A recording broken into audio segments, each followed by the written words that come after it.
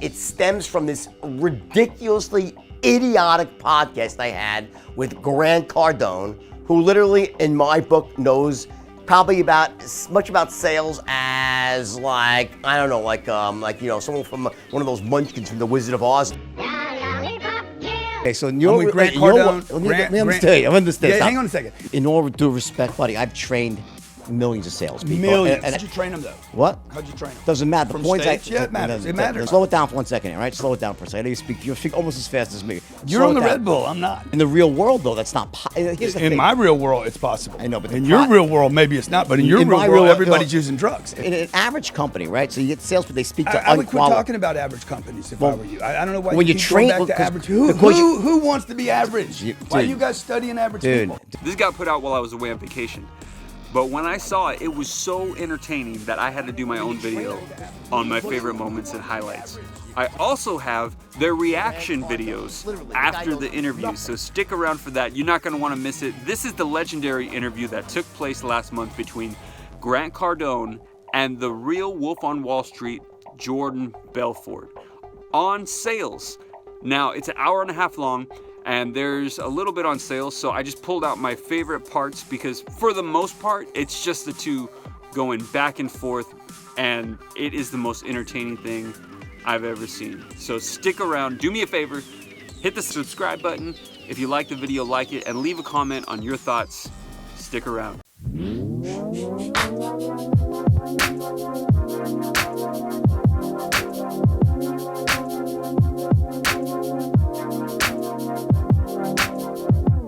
Literally, the guy knows nothing. I mean, literally, I don't get it, okay? So I'm very confused about a guy that can't answer the most basic questions. The most basic questions about selling. So on an interview the other day, guy keeps asking about sales. I'm like, dude, you don't get it. You gotta grow up at some point and quit thinking about a sale and build a business and then a second business. JB here in the house, the Wolf's Den. I got a great guest today, the one you've all been waiting for. Everyone keeps thinking that this, yeah, well, people keep thinking that we have this like ongoing feud, like it's the rumble in the freaking beach jungle here. But dude, I'm really actually excited to have you here. Thank you for coming, and I really appreciate you coming. Yeah, because I think that, listen, all I want you to know is that my whole alchemy is I want to try to extract as much as I can from you about how you go out and train salespeople, about your life, because I want to give this massive to the audience, right? Well, everybody wants to know who's the better salesman, right? That's what they keep saying. I don't know, you know. Well, it depends who you talk to. You ask Jordan, he's going to say he is. Listen, I honestly, I think that I love to sell. Yeah. But one thing I realized pretty quickly is I'm even better at training salespeople than I am at. I mean, I'm a great salesperson, but I really excel when something about. I love doing it. Like when I don't like sales at all. I loved, and I called this guy Grant on my podcast. Supposed to be a great sales trainer, and the guy couldn't answer anything about selling. He kept referring back to, you got to advertise. People got to know. That's marketing, pal. Well, I didn't have enough ice. I didn't plan, or I didn't know what I was doing, so the fish was going bad. Got it. And I'm like, I have to sell this. Right. Otherwise, it's going to go bad. So what was your rap? What was your pitch back then? Hey guys, I got fish. I got fish. That was my. I'll give you really good prices. They're about my to. Straight I don't sell them now. They're gonna go bad.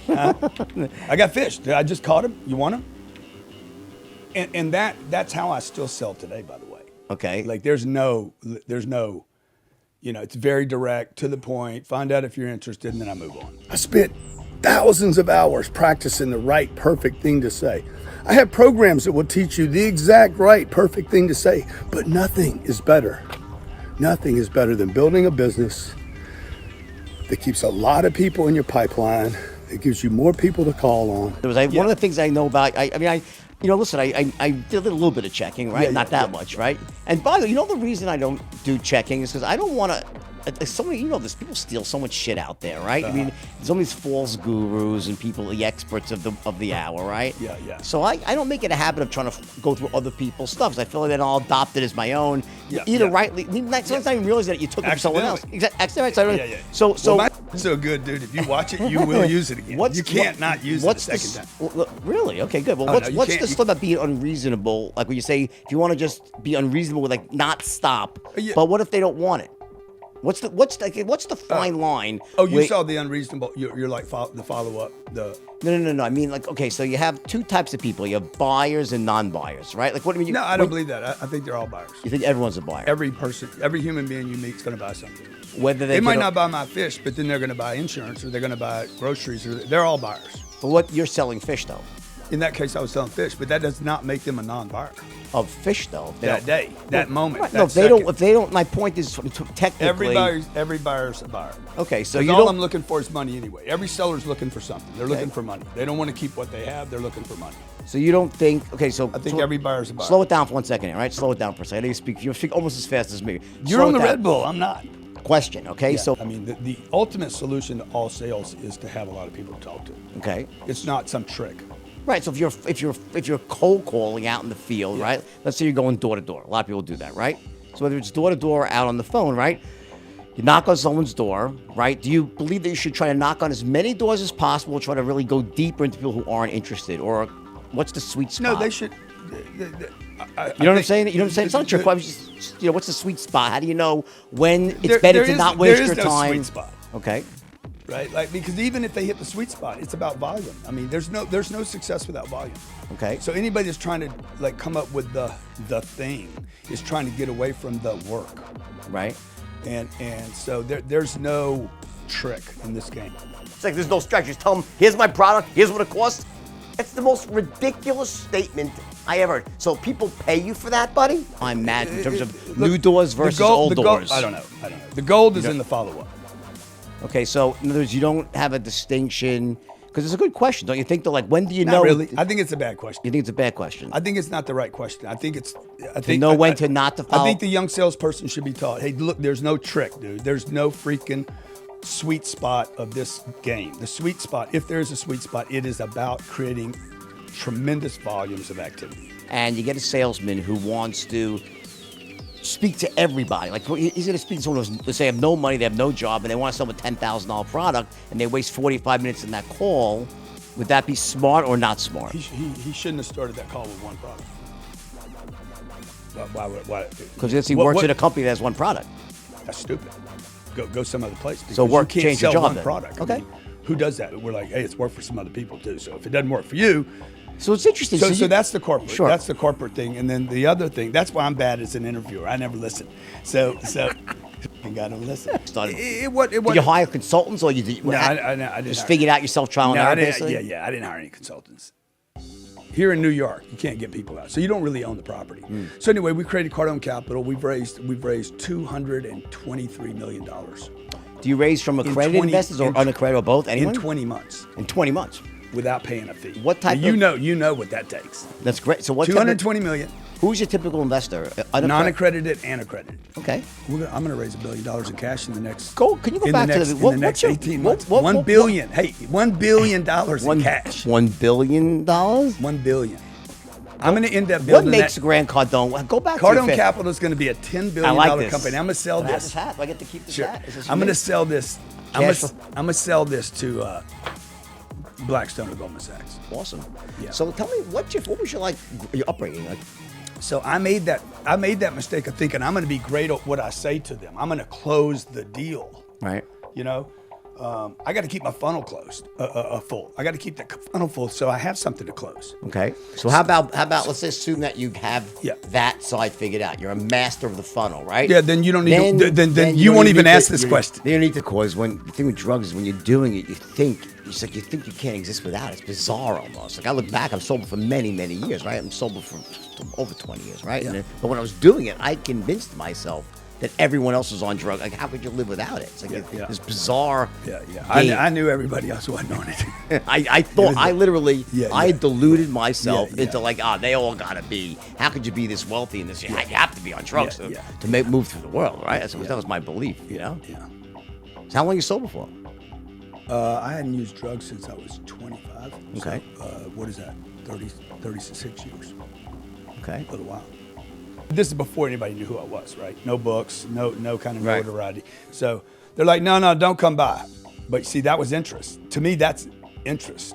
No, I'm not interested. Not interested. So not interested to you is interest. Well, it is. It says not interested. Not is an adjective to describe interest. As soon as you ask them a couple of questions like, no, I'm not interested, and you end it right there. Because unlike, what's his name is Grant, no interest means no interest. I was asked, what if the guy at the door says, you're selling life insurance, and he says, I'm not interested? They're saying, I'm not interested in that right now, the way you presented it to me.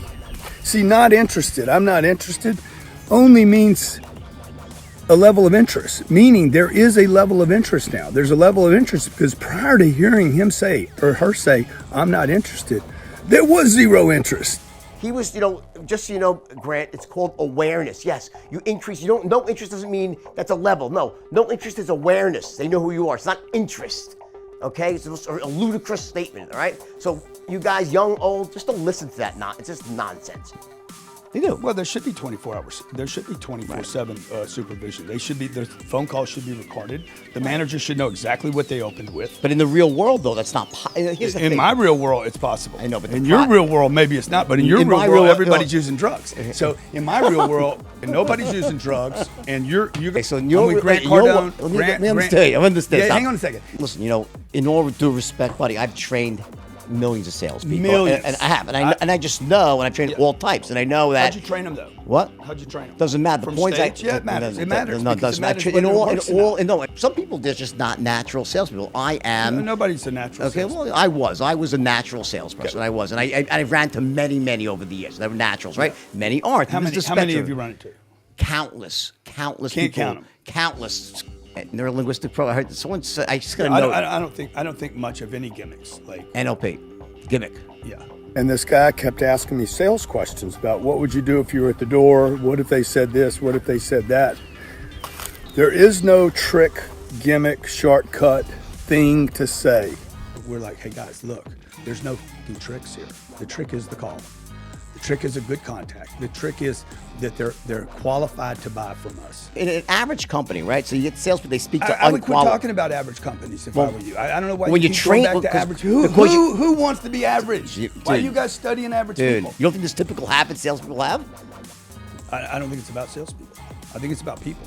Not about salespeople. Okay. No, what's it got to do with salespeople? About training. You train salespeople, don't you? I train people. You train people. Right? And that's one of our businesses, right? But you're telling you like more. Let's talk real estate, right? No. Let's not leave that. Okay, you can't. There's no tricks when I'm talking to a guy on the phone. That phone call I did a few minutes ago. That's $100 million worth of deals. You can't trick a guy into that. I can't cross my legs and think, okay, that's going to get. You keep using the word trick though. Like, what do you mean trick? I'm confused when you make trick. There's no gimmick, bro. This is what your viewer needs to see. It's not trick. There's no trick. Tell me about the 10X conferences, right? Okay, you want to do the real estate or you want to do 10X? How about the 10X conferences? Yeah, tell me about them. What do you know about them? What have you heard? I don't know anything about it. Please. I don't know anything about them, buddy. How do you know? How do you know to ask about the 10X? I see it advertised online, and I know that you did. I know. Here's what I know. I know some guy. Did you hit my website? No. The only way you'd see my ad is if you hit my. You were doing research on me. No, I wasn't. I swear to God. We're retargeting you now. No, seriously. Tell me about the 10X conference. I don't know about it. I really don't. You know nothing about it. Nothing. Okay, I want to ask you guys that are watching tell you what this. I How know. many of you think he's bull right now when he says he knows? Don't ask him. I'm asking your viewers. Dude. I'm asking the viewers. You're missing the point. Is he telling the truth? Of course I am. Everybody knows about the 10X. I don't know. Stop the madness. Dude. Stop the madness. I don't know anything about it. I don't know if it's a sell fest, if it's just information. I have no idea what it is. Zero. I know it's successful. Is it big or is it small? I assume it's successful. Keep doing them, right? Yeah. And you probably don't do it to make money, I'm assuming. It's not a big money. It's not a. We are the only profitable seminar business, right? But it's not in the United States. It's just not a really big profit center per se. It's great for building brand and stuff like that, but I wouldn't say a big profit center. I thought you were asking a question. Are you making a statement or asking? Well, you won't. We should do a cage match, me and you. Fight or 3 rounds, 90 days to prepare for it. Who the fuck wins this thing? Who comes out? Huh? Physical cage match. Physical. Really? Right? Yeah. Give 90 days to train. We both get ready.